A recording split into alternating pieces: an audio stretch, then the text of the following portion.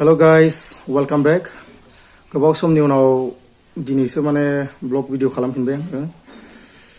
दिनै आं माने मोनसे जायगायाव थांनो नागिरदों आरो कार्बि आंलं आरो गलाघाटनि जि अडिशन बड'लेण्ड आइडल सिजन 2 नि बेयाव दा थांनो नागिरदों। दा नोंथांमोनाबो नुलांबाय थागोन बेयाव मा जायो मा थायो। थ' दे बिदिबा नायलांबाय थादो। फाइनालि सफैबाय गाइस।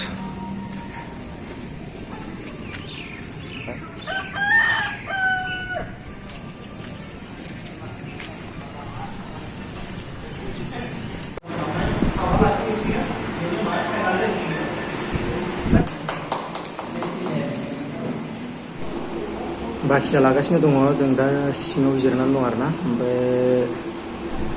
माने स्टेप बाय स्टेप लादों जोंनिखौ माने लाथ'वाखै माबायदि खालामदोंथाय हमनो हायाखै आरो दा लेंहरबा थांसै नायलांबाय थादो।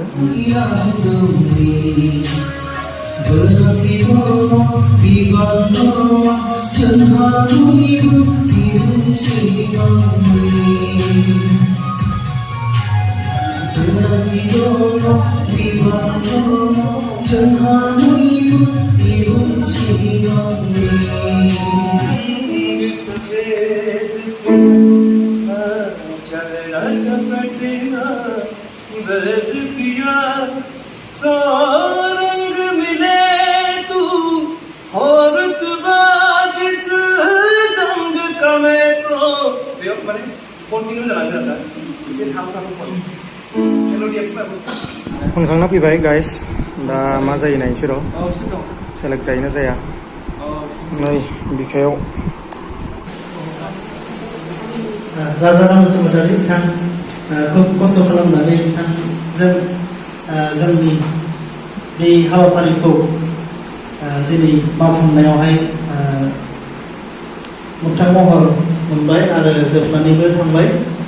बिथाङा जोंहा ब्रादार जास्टिस आरो बिथां सार इसोर सार बिथांमोनाबो हरखाबै खबर हरनायनि गेजेरावबो जे बिथांमोना फैनानै जोंजों मदद होफैबाय सापर्ट होबाय बिनि थाखाय बिथांमोनखौबो जोबोर साबायखर थाबाय।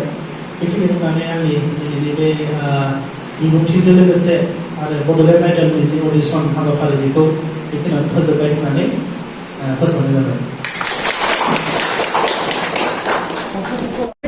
नेक्स्ट मेगा अडिशन थाखाय मोजाङै माने हार्डवर्क खालामदो आरो जाय सेलेक्ट जाबाय गासिबो कंग्रेसन आरो जाय सेलेक्ट जायाखै आंनिबो प्लिज दुखु खालामना नेक्स्ट 6 सेप्टेम्बरावहाय अडिशन जाबावगासिनो दं अल बड टेलेन्ट्सनि बड'लेण्डनि स' बेयावहाय गासिबो बाहागो लानो थाखाय खावलायबाय आरो एबार प्रेक्टिसखौ माने मोजाङै खालामबावदो आरो नेक्स्ट जानानै थाना मानोना लाइफआथ' बेनिफ्रायसो स्टार्ट जादों होननानै साननानै लादो आरो जाय बिथांमोना सेलेक्सन जायासै थ' बिथांमोना गोसो बायनाङा आरोना नेक्स्ट टाइम बहुत मेला दंबावो माने दासो स्टार्ट जादों हमना ला आरोना थ' मोजाङै खननो नाजाबावदो एसे क्लासिकेल बा स्केलफोरखौ एसे हमदो मोजाङै खननो थाखाय खावलायहरनाय थाबाय गासिखौबो दे।